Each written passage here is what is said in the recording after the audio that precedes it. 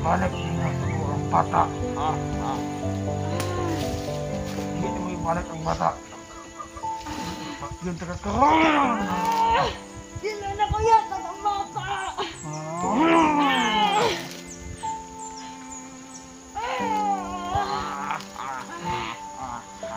Dili ni mo makuha ang bata.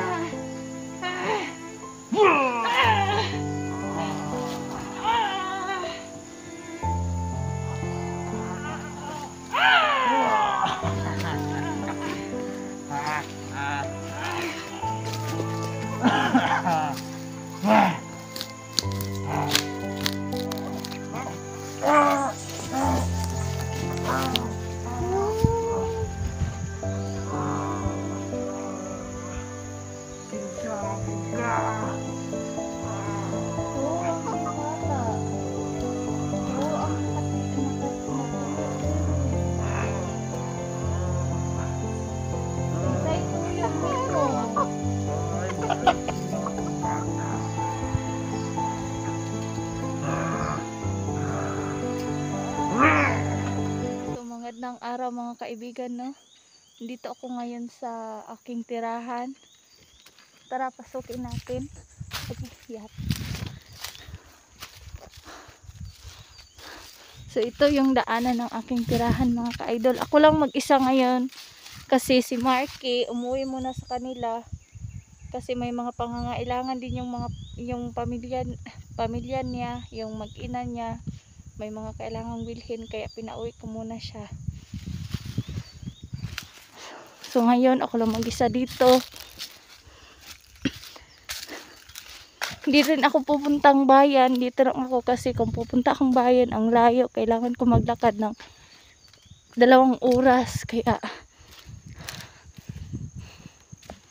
may pinabili na lang ako kay Marky ng mga pagkain ko. Salamat nga pala sa lahat ng tumulong sa akin.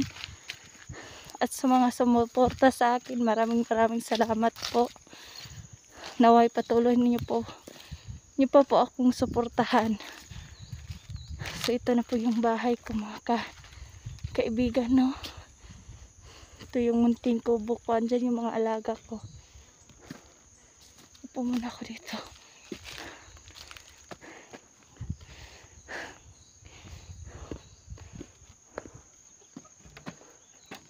Galing kasi ako dun sa bundok. Sa mga nagtatanong nga pala kung nasa na yung bata, nasa akin pa rin, nasa amin.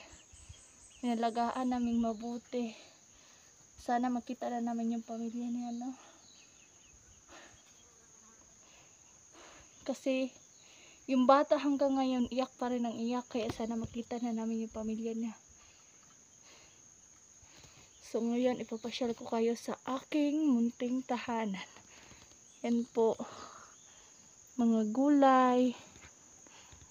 Sobrang maaliwalas ng paligid.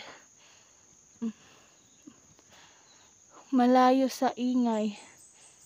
Yan.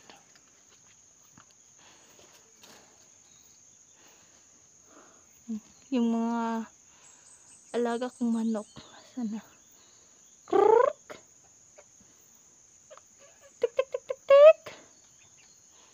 Marami to sila mga kaibigan, no? Siguro nag-ano pa yung iba.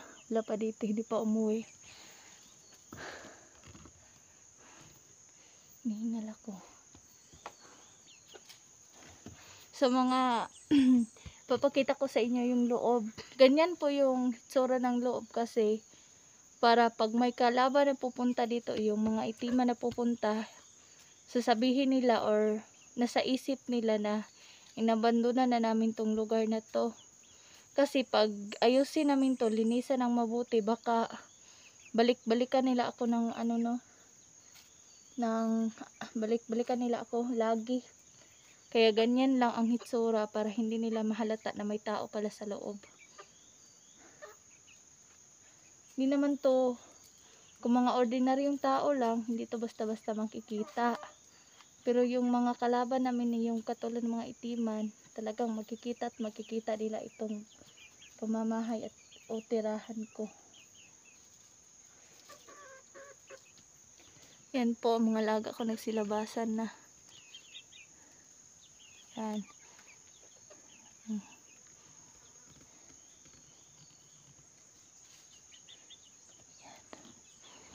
Tahimik, tanging mga ibon lang ang maririnig. Yan. Yan po ang hitsura sa loob, no. Wala mo ng mga gamit kasi yun nga ang sabi ko. Pero sa susunod bibili ako ng mga gamit at ayusin ko yung kusina. Ayusin ko yan dito para ano naman. Kasi ngayon hindi ko pa siya basta-basta maaayos at may inasikaso rin ako ng mga tapos may pasugod-sugod pa ditong kalaban, may pabalik-balik kasi ditong mga itiman, kaya ganyan lang muna para sasabihin nila na inabandon ako na tong lugar na to. Yan.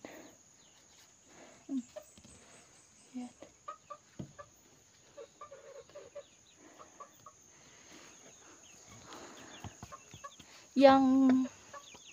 Yung manok po na puti na yan, yan po. Yan. Eh ano yan sa amin dati? May nag-alay, inalay yan sa amin dati. Yung sisiyo pa lamang siya hanggang sa inalagaan namin yan, lumaki na sila.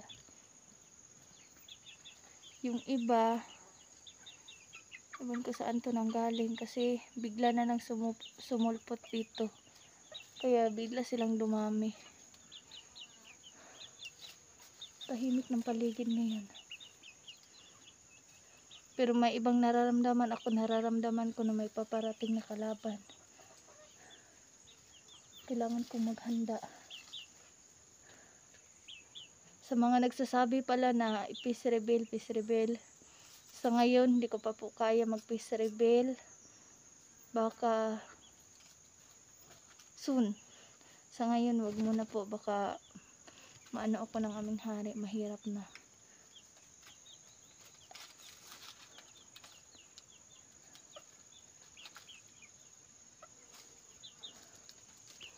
Tahimik.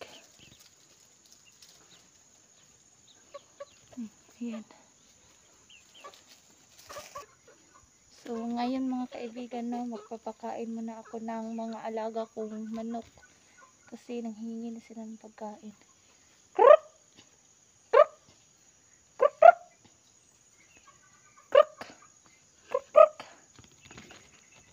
Lagay ko muna dito yung camera ko para makita ninyo paano ako magpapakain ng manok ng aking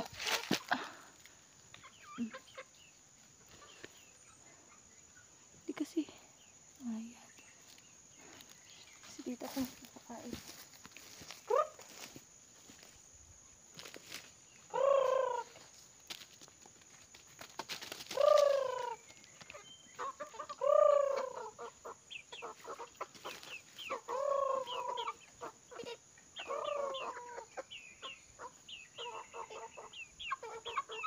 Yan po, hindi pa umuwi yung ibang alaga ko.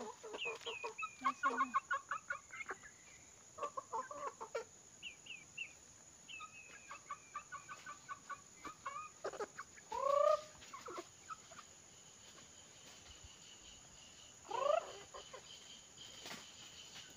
Kasi hindi yan sila.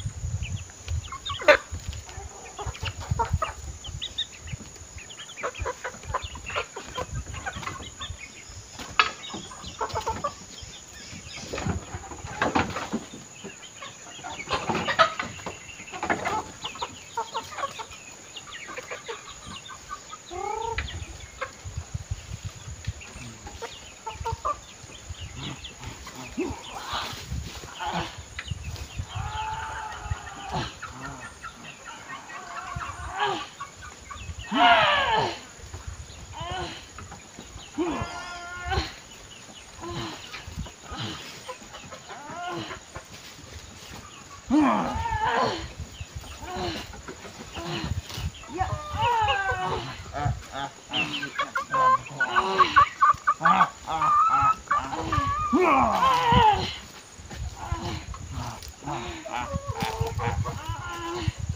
Ibalik ninyo sa ko ang bata. Hindi na mo ibalik ang bata. Pakyun taga karon. Dili na ko yata ang bata.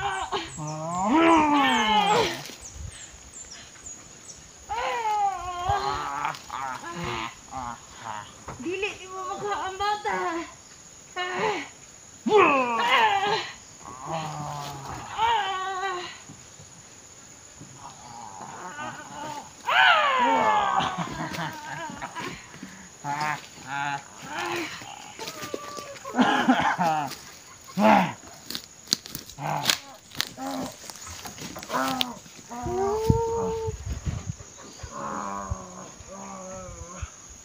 Kinsa ka.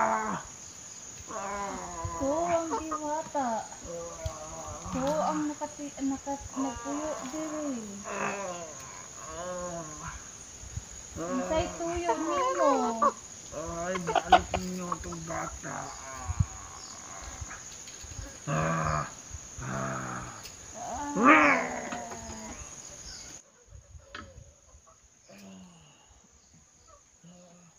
Kinsay nagsugo nimo? Kinsay imong hari?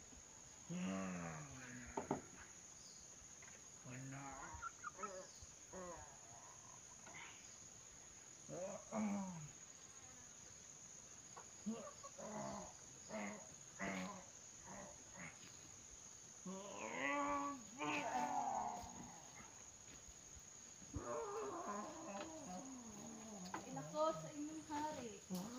Pauli ko ako kagikan.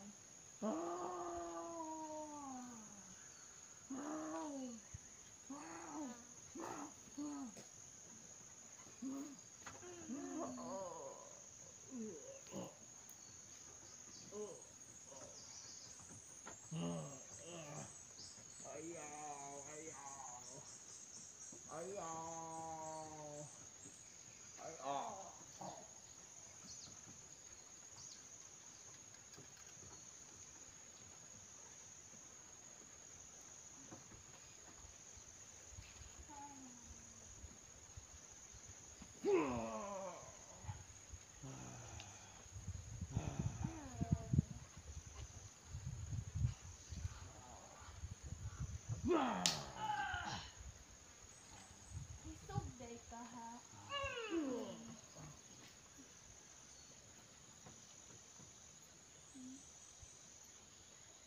Grabe na kay mong mga dautan mo. Nagkalat na gid mo bisag asa. Ang angay sa inyong haparusahan.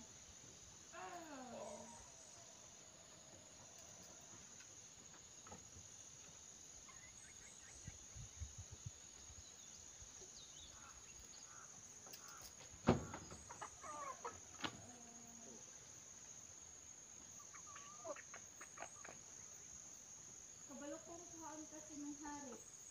Pero, ina imong hari na dili gihapon sa mudaog, batok namo.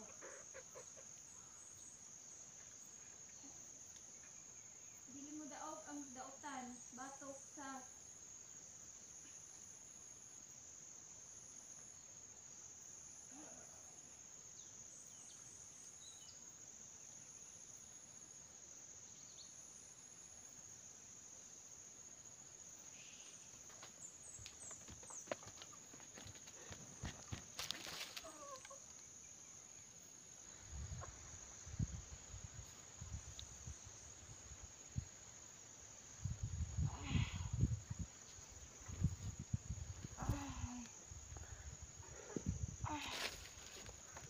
aray. Aray. Okay.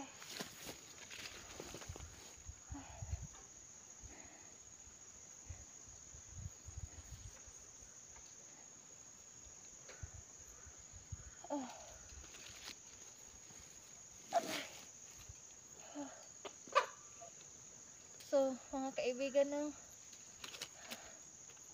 sakit ng katawan ko, no, buong lakas ko Parang nawala yung kapangyarihan ko mga kaibigan, no? Kasi bumlakas ko talaga yung inano, yung mga kalaban. Malakas kasi yun, sobrang lakas niya yun. Pareho lang kami nagkapangyarihan kasi dati yung nakalaban ko kanina dati yung diwata. Kaibigan yung hari nila, kaibigan dating diwata yun. Yung nakalaban ko mga tauhan niya lang yun. Kasi dating diwata siya, tapos ayaw niya yung mga patakaran namin, yung mabubuting hangarin namin para sa lahat, hindi niya gusto. Kaya yun, tumiwalag siya sa amin at bumuo siya ng bagong grupo. Yun, naging masama.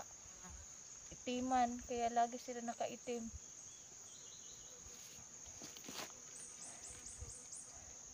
Nanghihina talaga ako mga kaibigan na kasi grabe.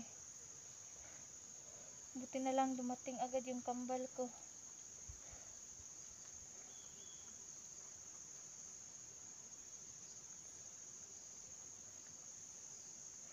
Grabe sakit ng katawan ko. Mga kaibigan, magpapahinga muna ako kaibigan.